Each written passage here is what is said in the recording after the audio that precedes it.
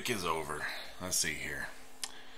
Alright, passing the local residential district, I saw a pioneer guy coming my way. Dude, what? And it was really a pioneer guy, not a pioneer girl. Apparently, there were men even in this Amazon's kingdom. Hello, you're new here. You must be Semyon, right? And how do you... Everyone knows already. I'm Electronic, by the way. The real one. You can call me that. Your name is Electronic. Yeah. Electronic was a robot character appearing in popular Soviet film and book series. He looked like an exact copy of a school kid called Sergei Cheesekov. Okay. Electronic, the real one. Things were going from crazy to completely insane. Alright. Uliana also calls me Cheese. Cheese. Why not cauliflower? Because of the show, that's why not. Because my last name is Cheesekov. I see. Let me show you around. I accepted his offer, as it would have been much longer to get to know this place alone. Fine, let's go. We came back to the square again, as if there were no other places to go in this camp. Lena was sitting on one of the benches reading some book. Electronic confidently approached her. Hello, Lena. Meet the new guy, Semyon. He started briskly. Hello. Well, you could say we've already met in a way. Yes.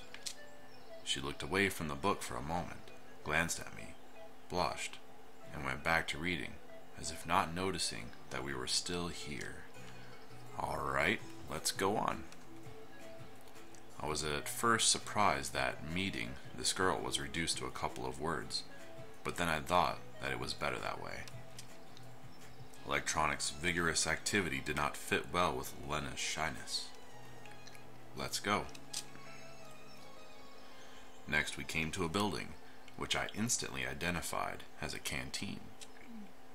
And this here, I know, this is where you consume organic food. Yeah, something like that. Hey, there she is. On the canteen's porch, there stood the unfriendly girl who hit me on the back earlier. At her sight, my joking mood vanished in a blink of an eye. Really, now is not the best time to pull this guy's leg, even though he's quite hilarious. First, I need to figure out what's what here, or at least where am I? Her, over there. That's Alyssa... Oh, God. Dvachekskvagen. Be cautious around her. He was speaking in a whisper. Don't ever risk calling her... Never gonna call her that. She doesn't like that. What did you say? What did you call me? She must have heard him. In a blink of an eye, Alyssa jumped down from the porch and dashed toward us. Can you hear this music? I'm gonna turn it up. Alright, I'm gonna turn it down now. It's like hard rock going on. Alright. You'll manage from here onwards. Electronic took to his heels. I'm not gonna do anything. Hi. Alyssa, running past, stopped for a moment and growled. I'll deal with you later. Deal with me? What did I do wrong? I added a forced, guilty smile to my words. But what am I guilty of? She made no reply and went on chasing Electronic. ...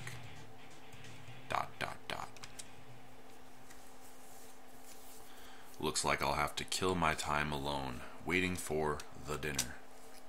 I decided to go east. Who does that? Who just decides to go a direction? You just... never mind. At least in the direction where the east would have been in my world.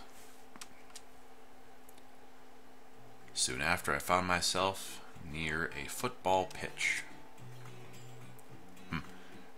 A game was in full swing there.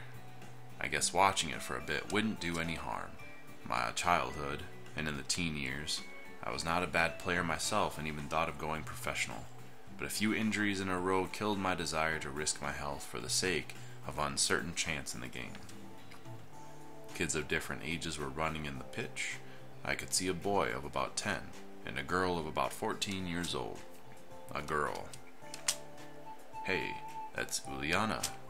Alright, she plays football. What's so surprising? She seems a restless one after all. I was standing quite far from the pitch, but she still noticed me. Hey, you, Uliana shouted. Wanna play? I did not know what to answer. On the one hand, it's no big deal running for 10 minutes. On the other hand, any wrong move in my situation could be a final one. But in any case, my attire wasn't suitable for this weather. If I played in winter boots and warm jeans, I would sweat like a pig, and playing barefoot without jeans would simply be unethical. Maybe another time, all right? I shouted in response, turned around, and walked back. I was followed by Uliana's screams about my pants, or about me being a patsy or something like that. ...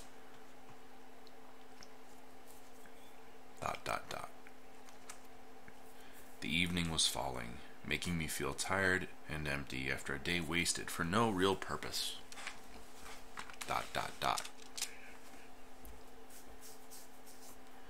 I came back to the square, sat down on a bench, and drew an exhausted sigh. I'll better sit here and wait for dinner. That makes no sense. After all, it's easier to search for answers when you're not hungry. They do give food to people here, right? You know, it's curious how the simplest human needs can break the will to ponder on things, to strive for something. I feel hungry now, and I care much less about where I am or what is happening to me. Could great people also be affected by this? And in such case, how did Spartacus start the slave uprising in ancient times? It's such a weird thought. It's so random. I can only conclude that I am not a great person, and it does not really matter which mechanism do I serve as a gear. Society, matrix, or weird pioneer camp. My thoughts were interrupted by the bells chiming from a loudspeaker on a light pole. It must be a dinner call. I headed towards the canteen. It was a good thing that now I knew where it was. Olga something or another was there, standing on the porch. I stopped and looked closely at her, as if I were expecting something. She looked back at me for a while, but at last came closer. She literally came closer. Semyon, what are you waiting for? Come in already. Guess nothing bad can happen if I come with her. My stomach backed me up there. Holy hell, there's a lot of people. The two of us went inside. The canteen looked like a canteen. I had a chance to visit a factory canteen at some point in my life.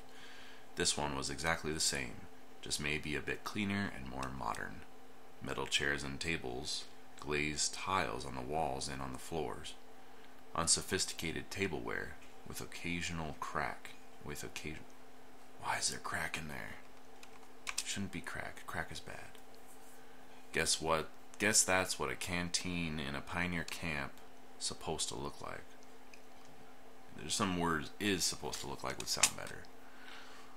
Semyon, wait a moment. We'll find you a place to sit. How about next to that blonde kid over there? There's plenty of places. She looked around the place. Dvachezkaya. Hold on right there. Olga shouted at Alyssa, who was passing by. What? What's up with your clothes? Anything wrong with it? Indeed, her attire looks somewhat provocative. Get your uniform nice and neat right now. All right. Oh, sad day. Alyssa got her shirt right and walked past, shooting an unpleasant glare at me. So, where can we find you a place to sit? There weren't a lot of free seats. I see quite a few, I'm not gonna lie. Go over there to Uliana. Yeah, it's fine. The food's already on the table, too. I had no other choice but to accept. Ooh, what's this up here? In common Russian language, kotleta, cutlet, is minced meat fried or baked in the shape of a ball or a cylinder, close to American patties. Compote is a drink made by boiling fresh or dried fruit in a large amount of water. Compote in French. Of course, there was a probability that the cutlets were poisoned with curare, the mashed potatoes generously seasoned with arsenic, and the glass filled with excellent antifreeze instead of compote. But it all looked so tasty that I had no chance to resist.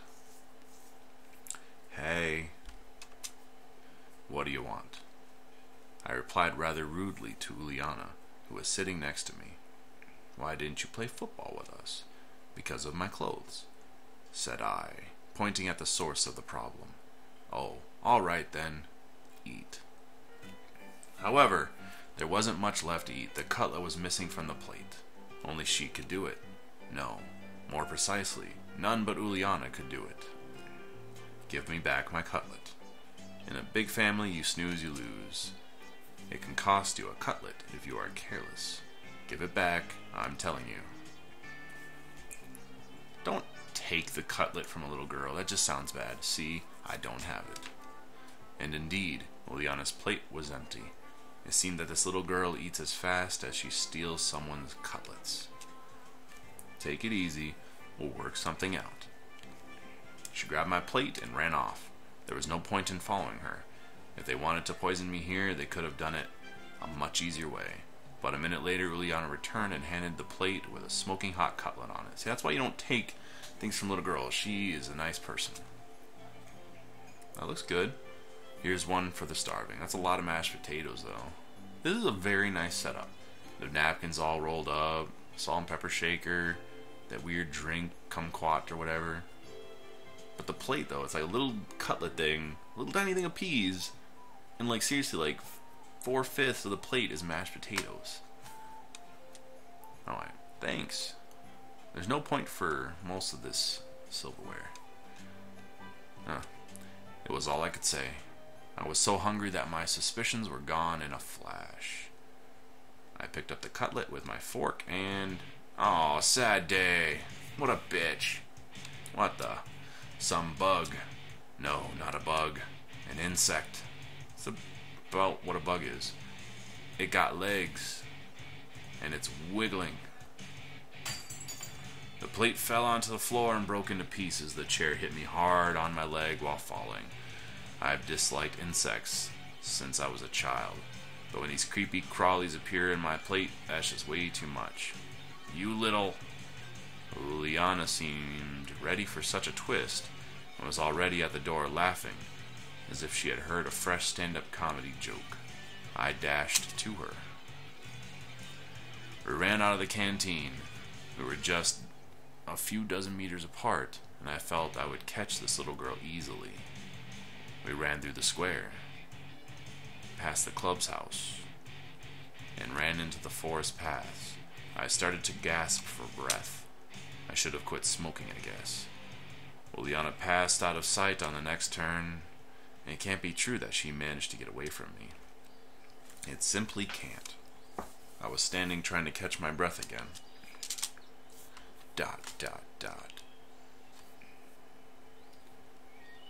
The evening was falling. Looks like I'm lost. It's a bad idea to stay in the woods at night. Better get back to the camp. However, I had no clue which way to go whatsoever.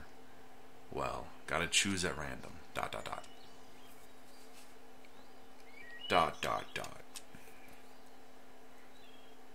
No, I was hoping for more dots. I strayed for quite some time in the forest and even thought of crying for help. But finally I saw the camp's fence behind the trees. Everything falls back into place. The bus is gone, mumbled I quietly. On the one hand, there was nothing strange about it. The bus couldn't just stay there forever. On the other hand, it meant there was someone driving, because buses do not drive themselves. Or do they? This world seemed too normal, but every event here had at least two explanations for it. An ordinary, real, everyday explanation, and a surreal one. Certainly, the driver could have just been off for a snack, and I left too soon, and that's why. In any case, this is not a place for me. Whether that bus drives itself or not was probably an important question, but it was not much more important how I had got here at all, and where it was here, or something like here was. The fields and the woods stretching towards the horizon had no answers. There was nothing familiar about them. Dot, dot, dot. A strange, odd, and alien world.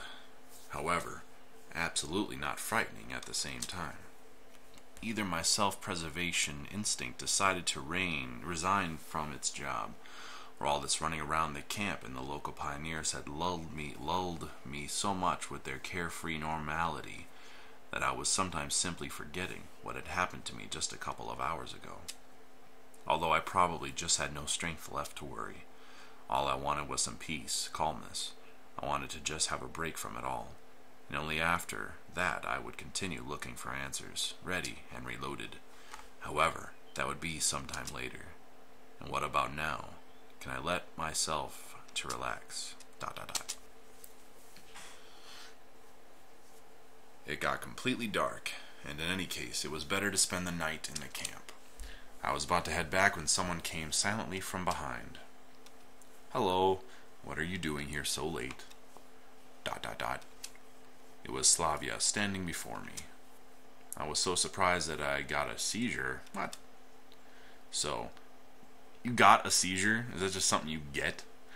Alright, so you haven't caught Uliana, have you? She smiled. I nodded disappointedly and sighed. No wonder. No one ever have. Yeah, she's a real rocket girl. She could have found a better use of her energy than looking for adventures. You must be hungry. You didn't manage to have dinner after all.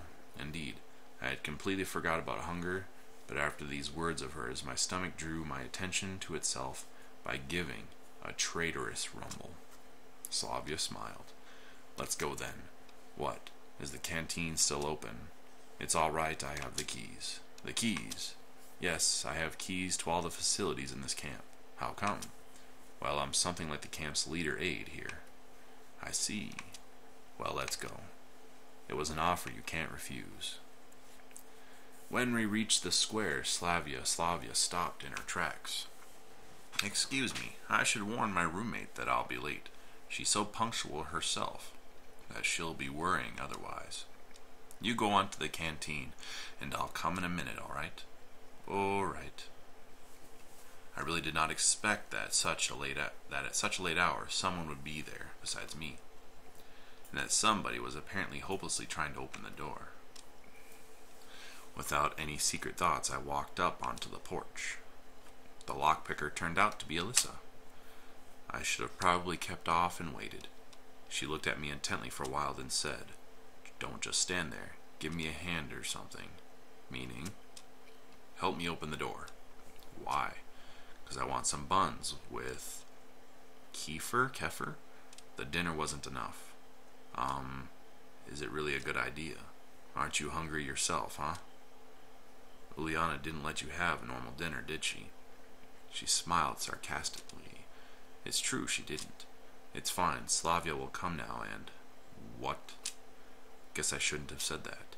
I'm off then, and you'll pay for this. You owe me 2 already. Having said that, Alyssa disappeared into the night.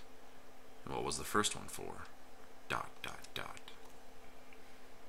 Slavia didn't keep me waiting for too long. Is everything fine? Yeah, why are you asking? No reason, it's nothing. It was better if I did not tell her about Alyssa. Everything's fine. I said that, and instantly heard a trace of dishonesty in my own voice. Well, shall we go? As for Slavia, she seemed not to have noticed anything, or at least she was pretending she didn't. We entered the canteen. Wait a bit, I'll go get something. I sat down on a chair and obediently waited for my savioress. My dinner was simple, a few buns and a glass of kefir. The graphics got a little bit different. No wonder. I bet hungry pioneers finished everything off. However, Even that was far better than most of my usual diet. Slavia sat across the table and looked at me while I was eating. Is there something on my face? No, just... She smiled. So, how did you like your first day at the camp? Well, I don't really know. It's silly to ask someone who suddenly found himself in a different reality whether he liked the food in the canteen, the camp leader, or the assigned hut. It's alright. You'll soon get used. Slavia stared into the window dreamily. Frankly speaking, I have no desire to... Well, his music got weird. I have no desire to get used to such things. But as for her, she doesn't know. Or at least, she wants me to think that she doesn't. Well, all in all, it's nice here. I had to somehow break the awkward silence. Do you think so? She asked without any interest. Yeah, this place is so... I wanted to say retro, but I managed to hold that back. After all, it was retro for me, but what about them? It might be the only kind of life they knew, if the term life was applicable here at all. So how? She looked at me closely, as if something important depended on my answer. Well, I don't know. Lovely. Yes, yeah, it's lovely here. I guess you're right. She smiled again. It's very good that you think so. Why? Well, not everybody likes it here. What about you? Me? Yes, I love it here. It's great. Then you don't need to worry about what other people think. Well, I don't really worry. Slavia laughed. This conversation seemed to be leading me far astray from where I wanted to get. And you're worried yourself. Really? Why? Well, when someone is chewing so intensely, I'm sorry. It's okay. I couldn't force myself to be more careful with this girl. But why exactly her? With any local inhabitant? Every one of them looked completely normal to me.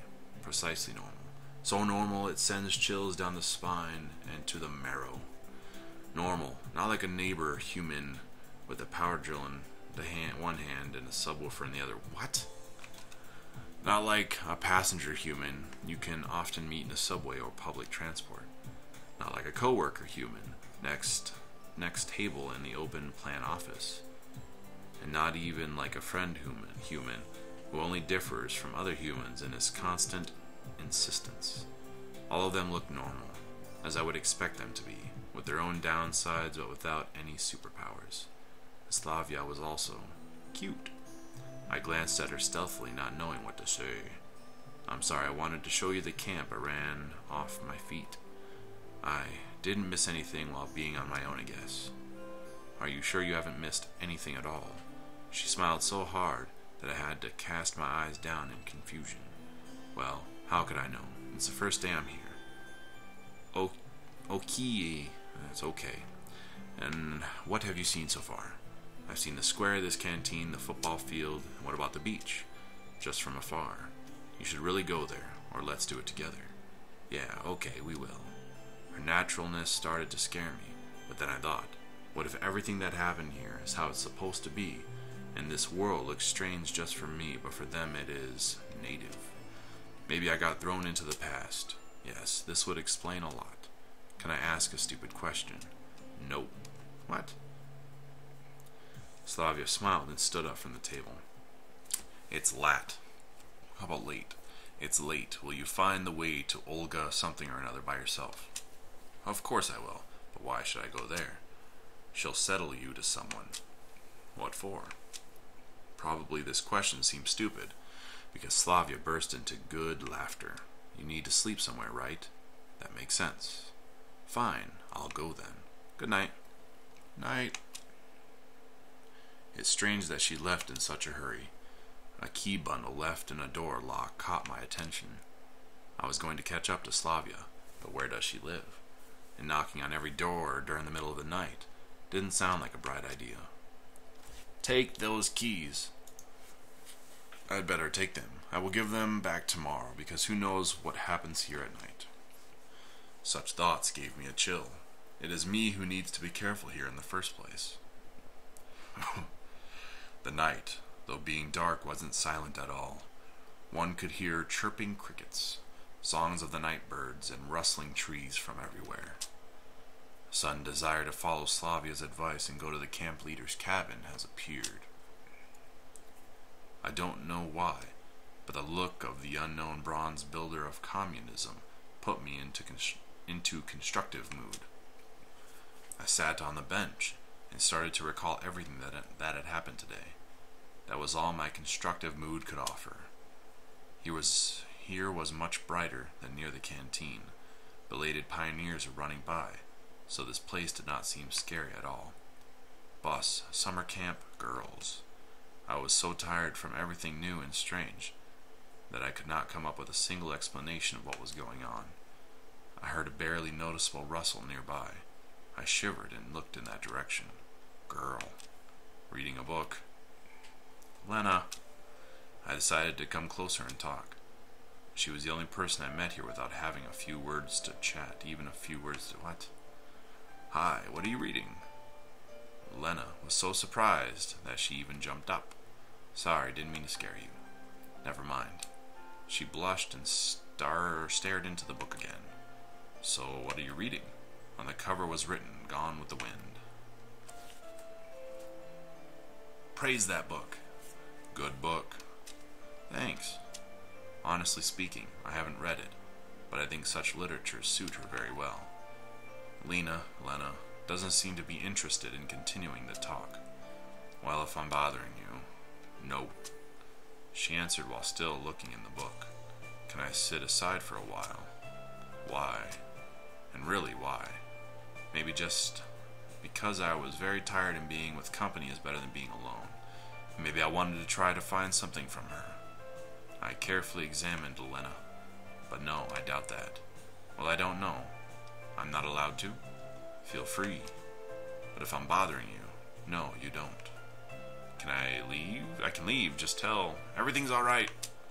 Okay then. I sat on the end of the bench carefully.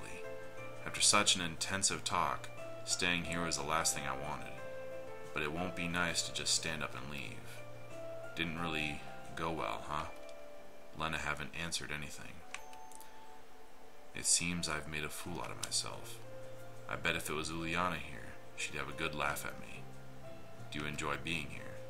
I recalled the Slavia's question, and thought it would be a good start for a conversation. Yes. She slightly smiled. I guess I like it too. Lena definitely isn't very sociable, and probably can't support the meaningless conversation as easy as Slavia. But there was something in her that attracted the attention. Like a momentary sight or reflection in your glasses at rainy autumn evening, which makes you turn around and stare into the darkness, searching for something that you saw out of the corner of your eye. Of course, you weren't able to distinguish or understand what it was, but it still felt so tempting. Lena was still reading the book without paying any attention to my presence, and I had no intention at all to ask her anything about this camp or this world in general. Beautiful night. Yes. How in a world would you start a conversation with her? It's late, I have to go. Yes, it's quite late. Good night. Night. There was something strange in this girl. At first glance, she was a typical, shy, and modest pioneer girl, but the mystery of Lena took its own place in a massive list. They need to not miss letters like that. In a massive list of mysteries of this camp, which I started to put together in my head. ... Lazy evening. There's nothing like a good time with nothing to do. I headed towards Olga, cabin. The light in the house was on. Hey. Hello, Semyon. You are quite late. Yeah. I went for a walk to look around the camp. All right. You will be sleeping here. She pointed her finger at one of the beds. Right there. I got a bit surprised. Yeah, something wrong. We are out of free cabins anyway. The camp leader smiled, but I'd rather think it was a smile of politeness. You do want to be a decent pioneer, don't you? There was a clear emphasis on the word decent. Yep, sure. I got lost in thought for a moment. Don't you mind it? What? Mademoiselle? Is that... Mademoiselle? Yeah, that's what we're using. She looked at me oddly, with surprise and some kind of offense in her eyes. Pioneers should respect the elders, Olga said strictly. Of course she should. Of course he should. No one argues that. I've blathered, not realizing what was wrong. Shouldn't you also? She stared at me. Under such a gaze, even mithril forged by the best dwarf masters from the deepest dungeons would melt. Should I what? What's up? Tut? Tut? Like toots? Is that what we're going for? Nuisance and lack of understanding made me talk a level louder. You must address adults appropriately. Yes, of course. There are a lot of strange things here, but this girl is just a couple years older than me, or maybe even younger. But I decided not to argue. Well, just a few minutes ago I would never call her an adult. I have to admit that she was also given a strong character, and in any case I wasn't in a position to argue. As you say, ma'am, I mumbled. That's way better. This is how decent pioneers should conduct oneself. And now it's time to sleep. Honestly speaking, I wasn't going to become neither a decent nor indecent pioneer. Just yesterday I wasn't going to become a pioneer at all. But do I have a choice now? No desire. We'll put you down with the fire. This is a motto Olga was probably going to use. I went into the bed and closed my eyes, only to realize how tired I was after today. Something hammered in my head awfully, as if my brain started at a night shift. What? And they seemed to be aimed more at rolling the steel than working with something more sensitive. Bus. The bus flew through my mind. And the square with the monument. Canteen full of pioneers. And a malicious face of Uliana. Hey, Slavia. Lena. And even recalling Alyssa hasn't given me much of a negative feeling.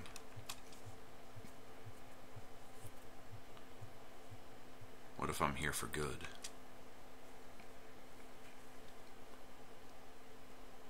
Day 2.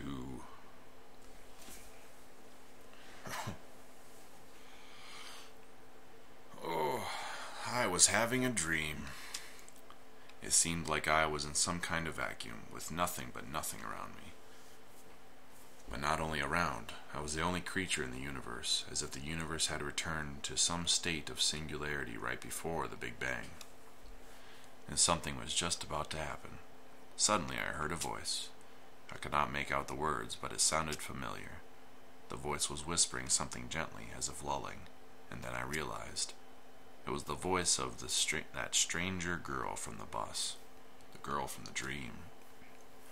But what is she trying to tell me? Who is she? I woke up. Bright sunlight was hitting my eyes. It was almost noon. After stretching lazily on the bed and yawning, I started to recall the previous day.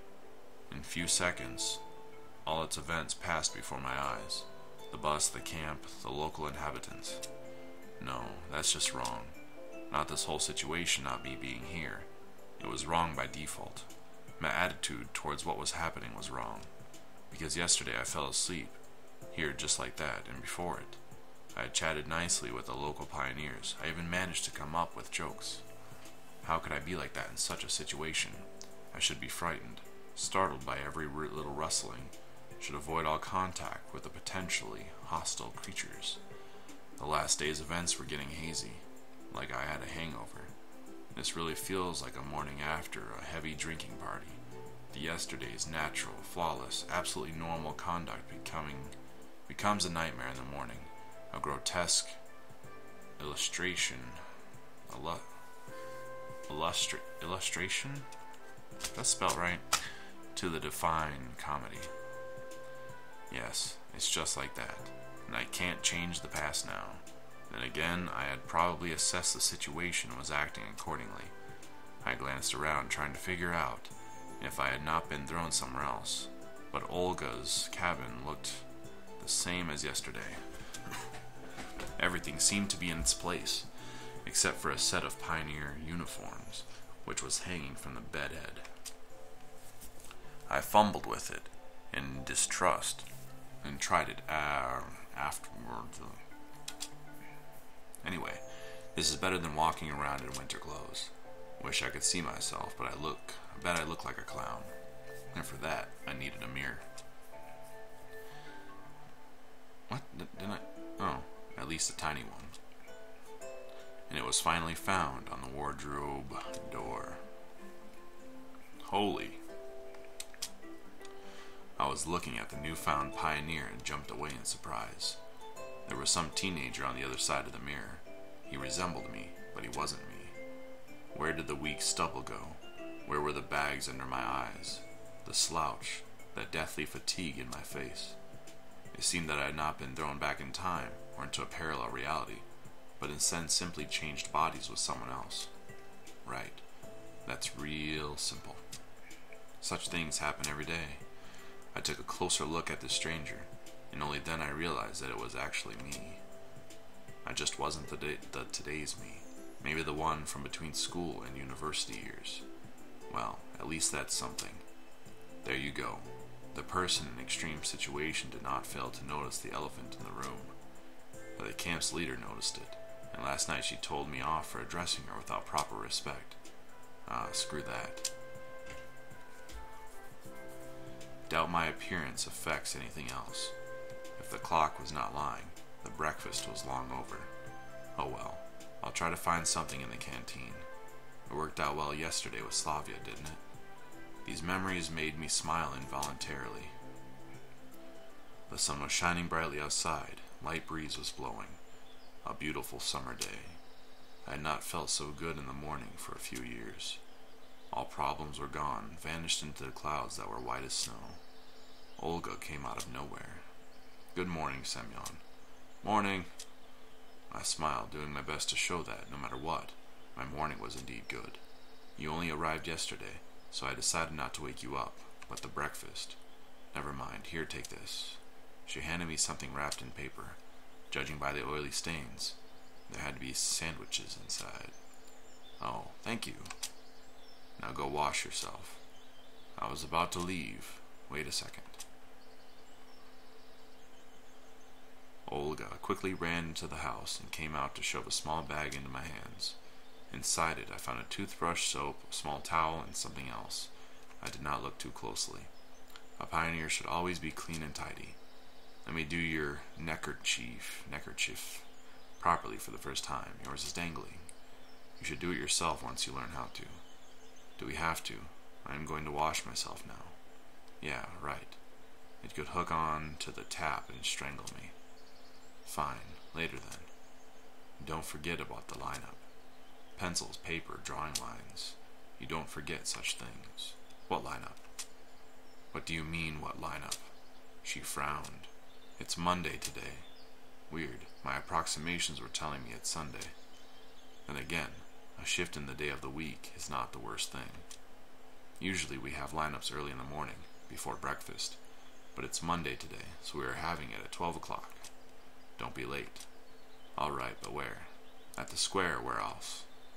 There were no reasons to arguing. I headed to the bathing place.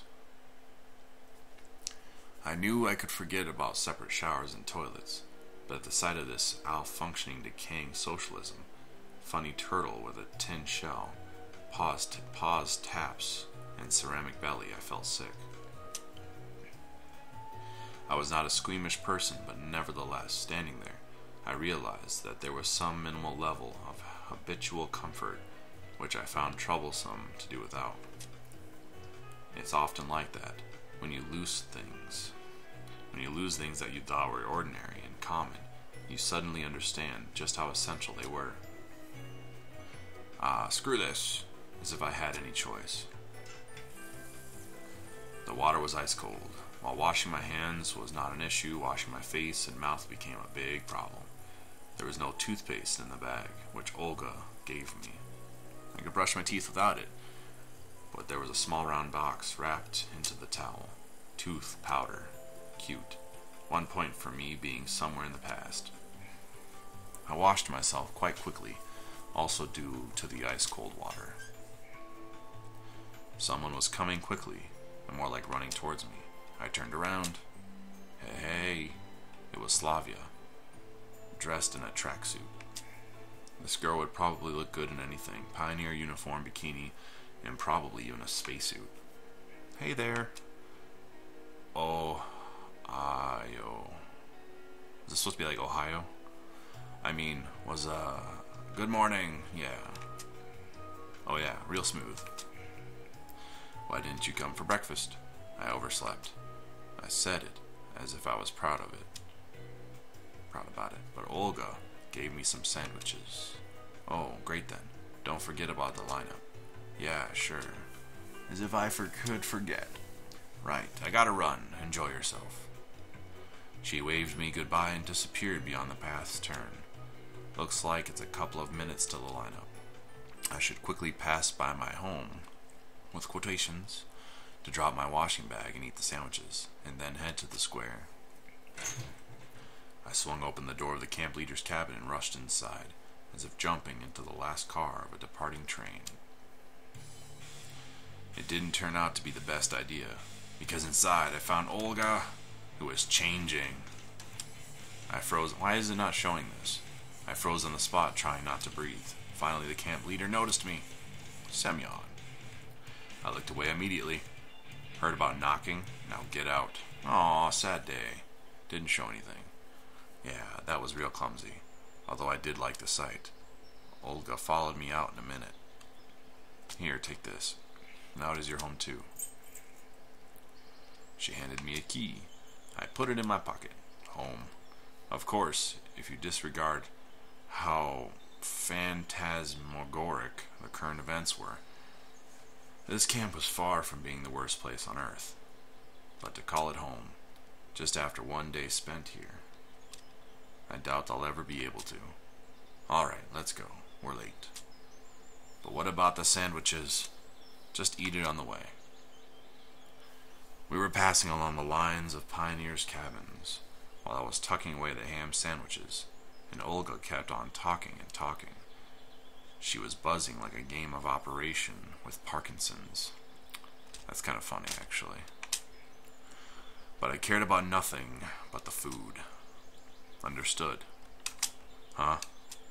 You weren't listening. Sorry. Today is the first day of your new life as a pioneer, and you should do your best so that it becomes a happy life. Ah, yeah, definitely. I am serious. A pioneer has many duties. Great responsibilities is conferred to him. To participate in social work, to help the juniors, to study, and to study again. We all here like one big family. And you will become a part of it. Yeah, a part. I'd even sign a party membership card if I could save me from listening to this nonsense. I hope that after your term here is over, you'll keep the most pleasant memories about our camp. Memories that will last your whole life. And when will this term end? Why do you keep asking silly things? It seems I won't get any information from her. A shame, really. This world appears to be so friendly, but it never bothered to introduce itself to me. Perhaps now I take things somewhat easier than yesterday. This seems like we have some unspoken ceasefire with it. It isn't trying to hurt me. But I am forbidden from asking questions. Of course, this situation isn't a pleasant one, but what could I do about it? A bad peace is better than a good dispute. The most important thing for you now is to make the best of the time you will spend here. I'll do my best. Honestly, I was very tired from this conversation. It would be good to know where is that here. But we came to the square.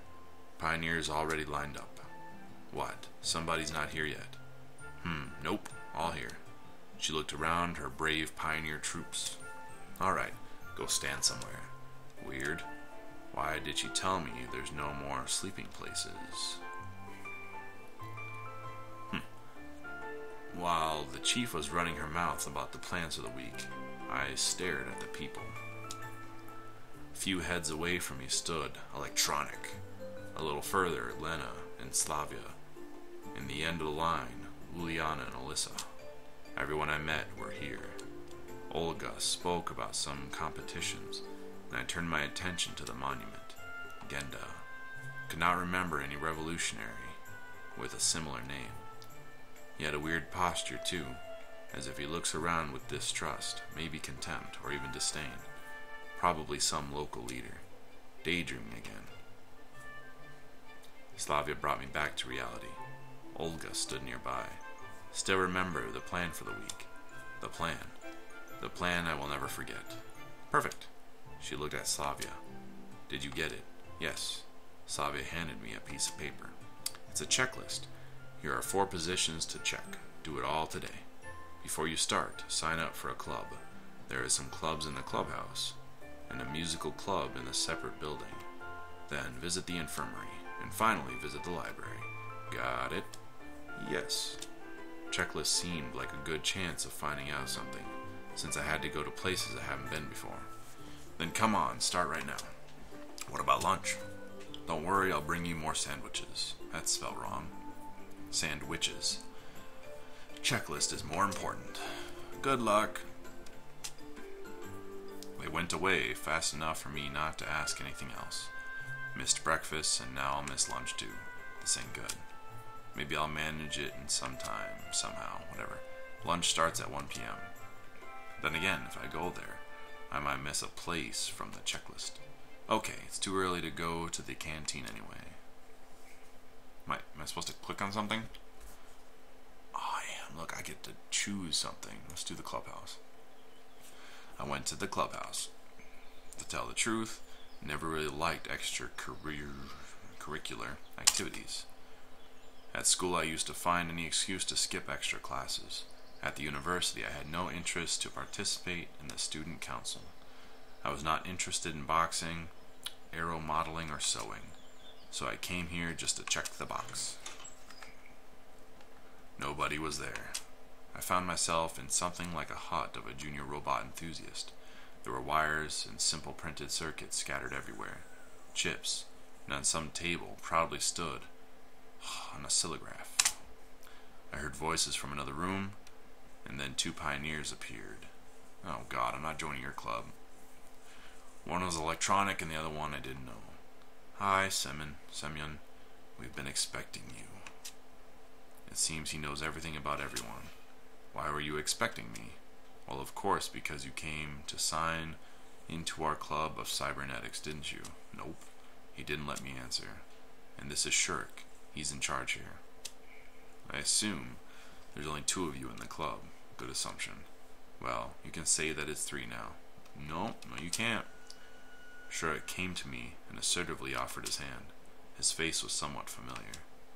Welcome to the club. Yep. Now, I'll show you around. Make yourself at home.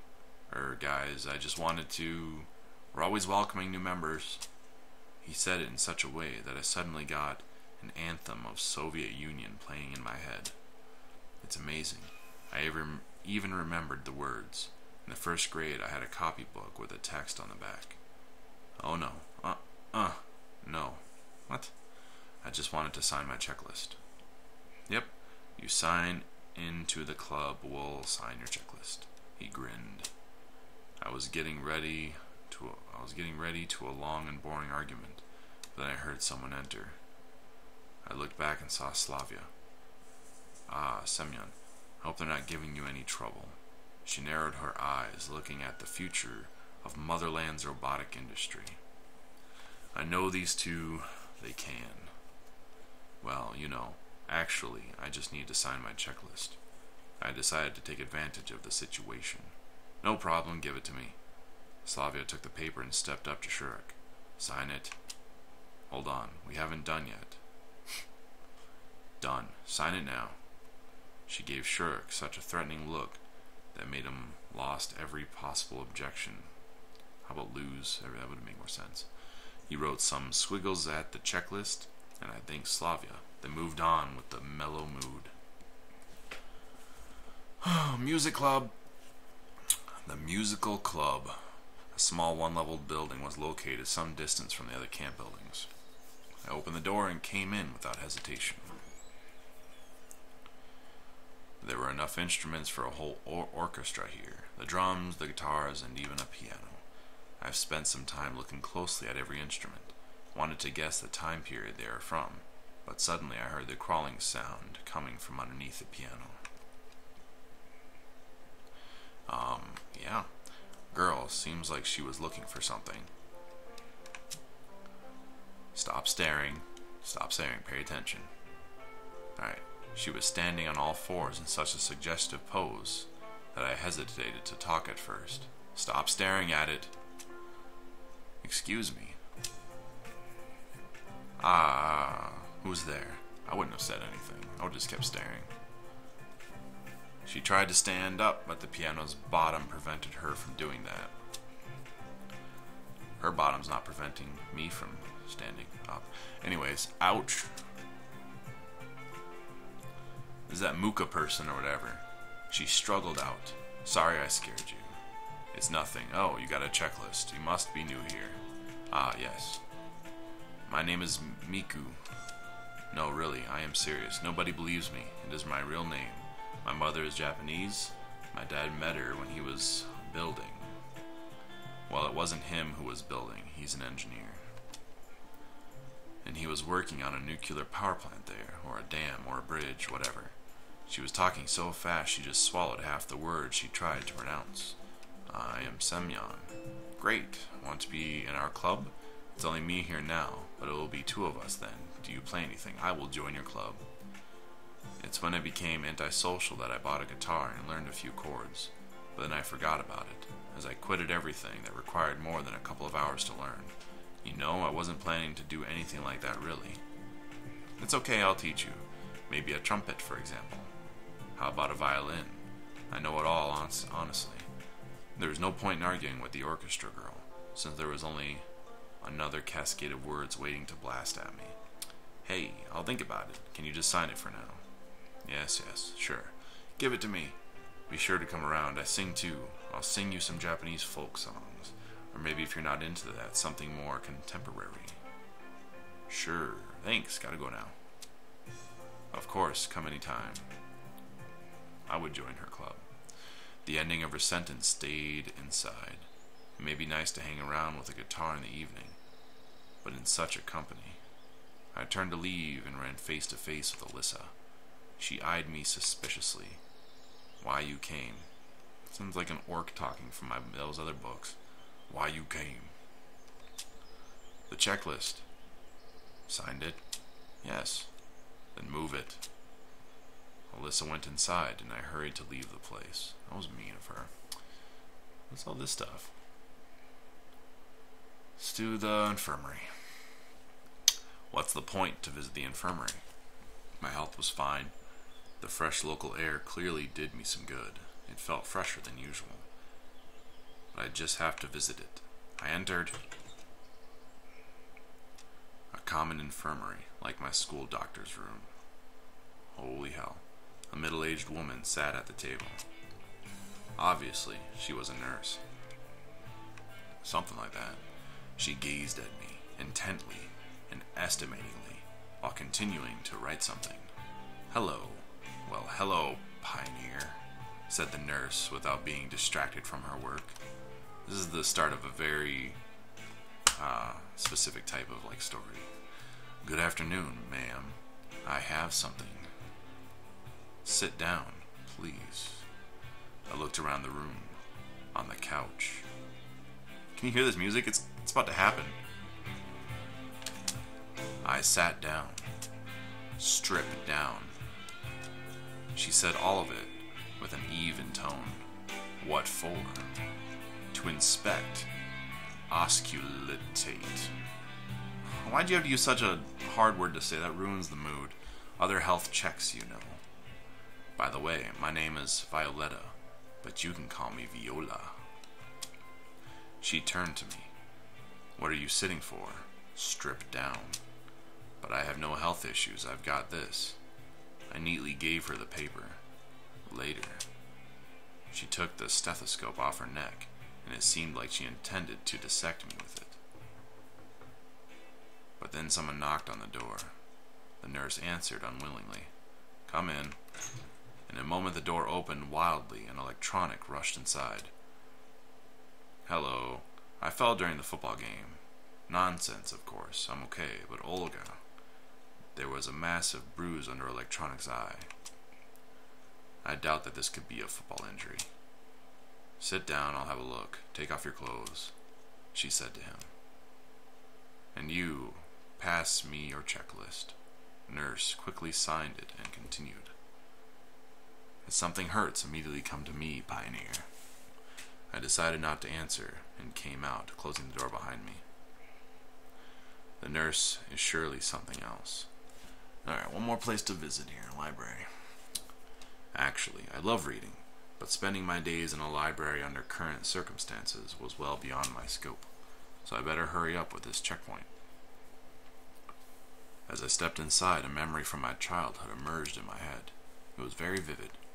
I'm 7 or 8 years old. We're in a library with my mother. While she's looking through the books I might need for my studies, I'm sitting in the corner and looking through their collection of comic books. Back then I didn't know why they had so many, and why couldn't I take some with me? A notion of collective property was something in my mind hadn't grasped at that age yet. However, back then, whole concept of property was pretty hazy to me. This memory seemed even stranger now, while I was standing in this particular camp, where they might have managed to build communism in 3 years. Soviet symbolics were all over the place. Shelves were full of related literature. Of course, I wasn't planning to read any of these.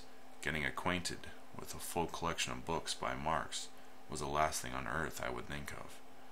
Where is the librarian? I didn't spend much time looking for her. I looked closely. Short hair, thick glasses, rather cute face. Oh no! I just so skipped a bunch of don't hold the space bar down. Stuff happened. I'm not sure what. Arthur Schopenhauer. The World as Will and Representation. I opened it. Maybe she gave that to me? I don't know. I opened it roughly in the middle and started reading. Oh, Jesus. The life of a man, with its endless upkeep, wants, and suffering, is to be regarded as the explanation and paraphrase of the Procreation Act, i.e., the absolute claim of the will to live. And furthermore, it is also the reason that man owes nature his death, and thinks with anxiety of this debt. Is this not the evidence that our existence involves guilt?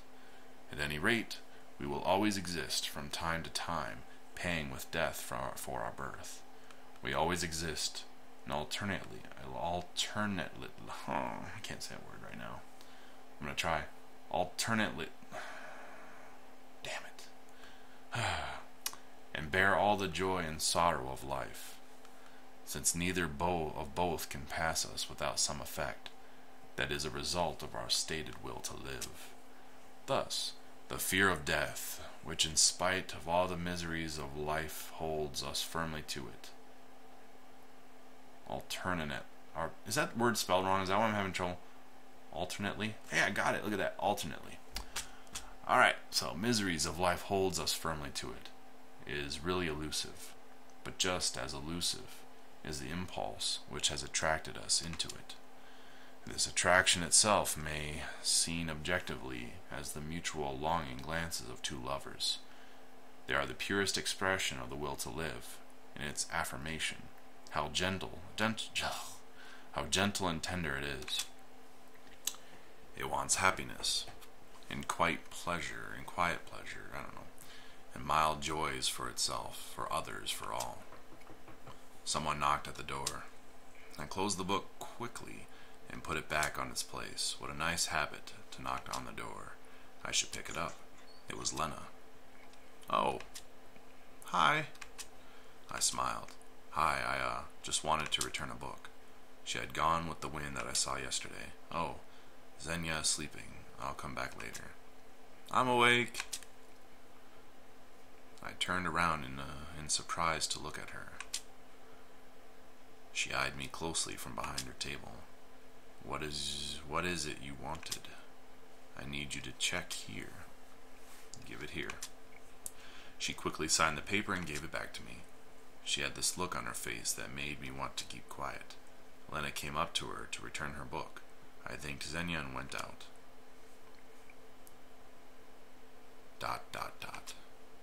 Finally, I got all the signatures.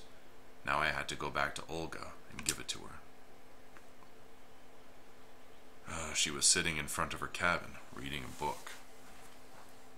And then I clicked this part and saved it. Oh shit, we'll get back to that. Save. Yeah, I'm saying. And break time.